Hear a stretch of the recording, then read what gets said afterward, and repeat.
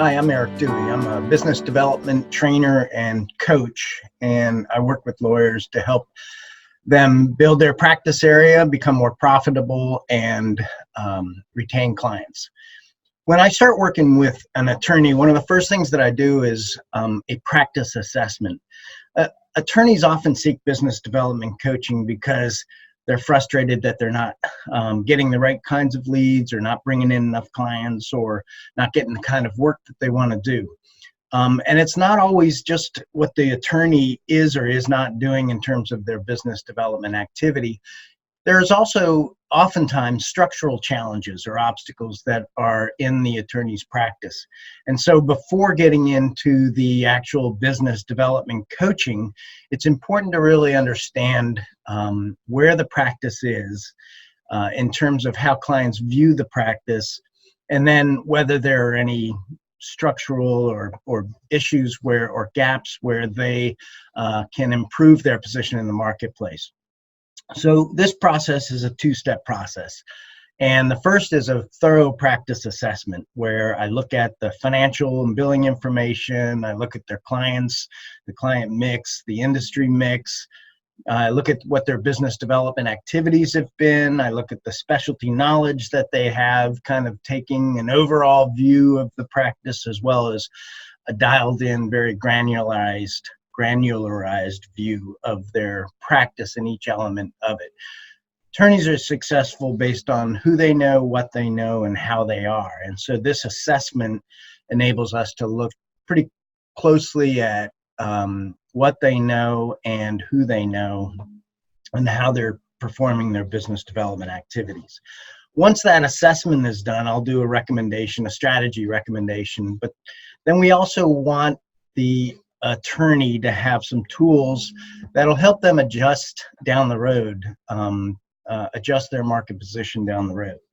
What I mean by that is that clients have a perception of the value of every legal practice, and aligning with those client expectations is a critical aspect of positioning your practice in the marketplace.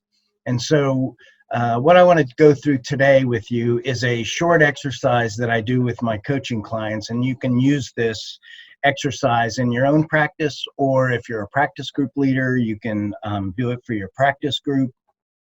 It's an exceptional way to talk about practice position, the market position of a practice area, in a way that allows you to talk about the differentiation and the price sensitivity, and how clients view the value of that practice to their business. And so I'm going to share my screen here. I've prepared a little white screen here, if you will. And it has on it a graph that I typically use. Again, this is a very simple graph. It's a 2/2 graph, but it allows you to use this exercise. I created this years ago on the back of a napkin when I was working with an attorney to try to get them to see that there's various factors that come into play when you're talking to your clients. And so this is a pretty simple but very, very effective tool to engage attorneys in their in discussion about their practice. That's more than just what have you done. Helps them kind of look at the practice in a more objective manner.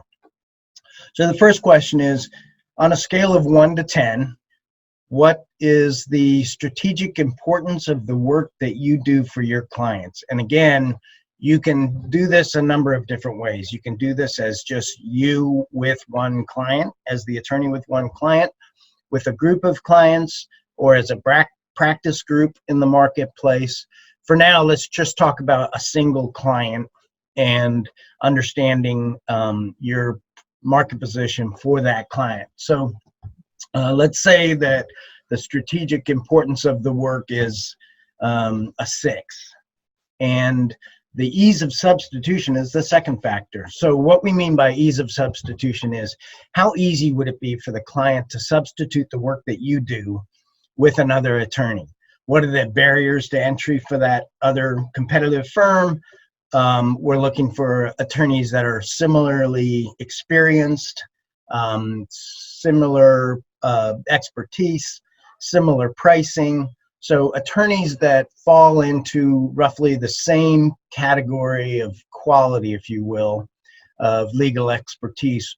How easy would it be for them to substitute that work? So strategic importance is 6. Let's say 6 is the ease of substitution for another one, for another attorney. Not totally easy to substitute, but with a little disruption, maybe it wouldn't be that difficult. And you run those 2 lines to find the position in the marketplace. Once you have this, you can then look at subspecialty areas. Let's say there's some other work that you do that's not as strategically important. A lot of other attorneys do that work at similar price and quality. We're going to put a dot there. That's what, 3.5 and 2.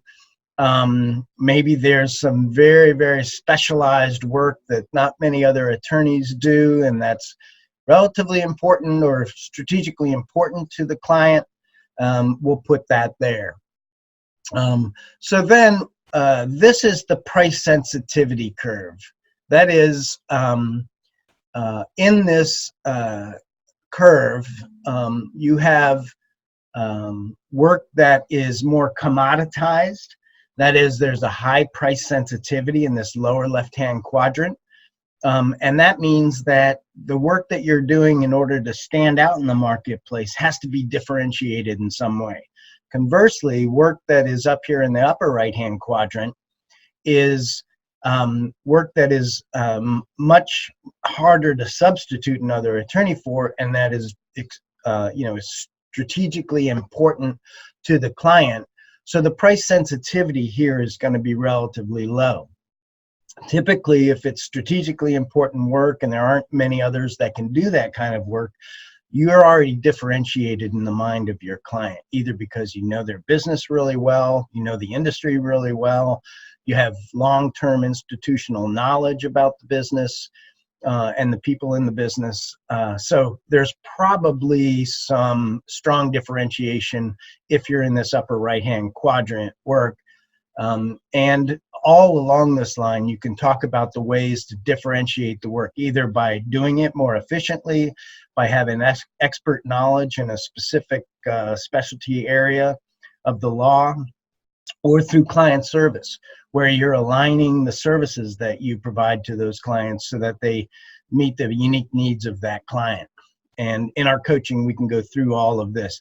But on a side note, I'll tell you that we've recently launched eLegal Training, which is a platform with 50 plus different courses similar to this. This is one of the learning modules in the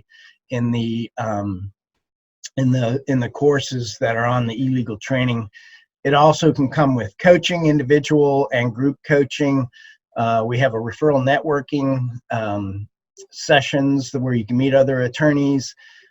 There's a forms library with 120, 130 different forms and guides that'll help you in various areas of work, like cross-marketing and client service, content marketing, and those kinds of things. So it's really, really valuable platform, and it's worth checking out. And if you'd like a demo at the end of this video, I'll give you my email address, and I can walk you through this the platform. So one of the other nice things about this graph is it can also be used for client feedback. So in other words, what you might want to do is go to your clients and say, on a scale of 1 to 10, how would you rank the strategic importance of the work that I do for you? And ask the client to, be honest. What, is it, how integral to the client's business model is the work that I'm doing? And the second question is, if I weren't here, who would you give that work to? Who would you substitute for me? And who are all those people that you would consider doing this work that are of equal quality, experience, price, those kinds of things? And if you can, get them to tell you who they consider the competitors. That can be very, very helpful in insight into the client relationships. Once you've plotted where that client puts your work in terms of strategic importance, and the ease of substitution. Let's say they say, well, strategically, it's really not that big of a focus for us right now, and there are others that I could have do this work. Let's say it's a 7 in terms of ease of substitution and a 4 in terms of the strategic importance.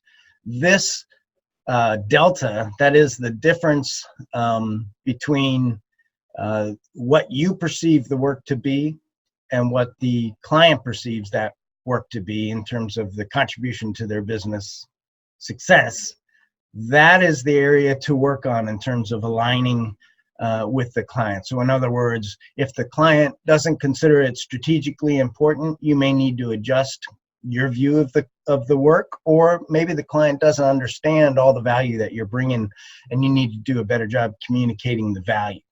Lots of different things that can be talked about when you get into this graph, but it's a very useful graph for a number of different reasons. Anyway, feel free to use this. If you'd like to send this this short webinar on to other attorneys in your firm, feel free to do that. The marketing professionals in the firm would also probably benefit from having this.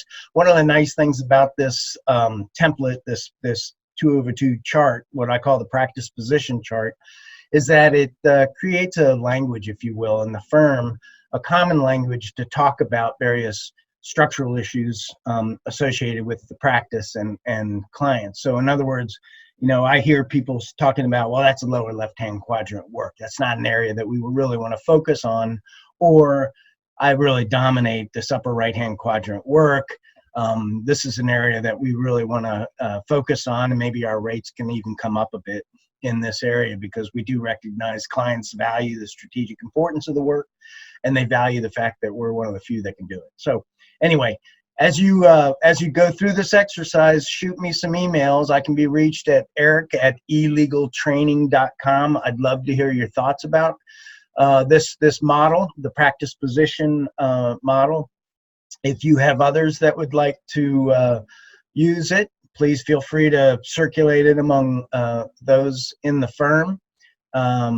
And I can be reached for coaching and training by going to my website, www.elegaltraining.com, or reach out to me by email at eric@elegaltraining.com. That's ELEGAL training.com. And then my direct phone number is 502-693-4731. That's my cell phone. I'm available to talk to you about new client opportunities. If you'd like a demo of eLegal Training, I'd love to get you online and show you the eLegal Training platform. It's really very innovative, and it's getting just tremendous. We just launched it, but it's getting really tremendous feedback. So it's chock full of these kinds of tools that are really valuable in growing your practice. And I'd love to work with you if you're interested in moving to the next level in your practice. Thanks for watching the video. Hope to talk to you soon.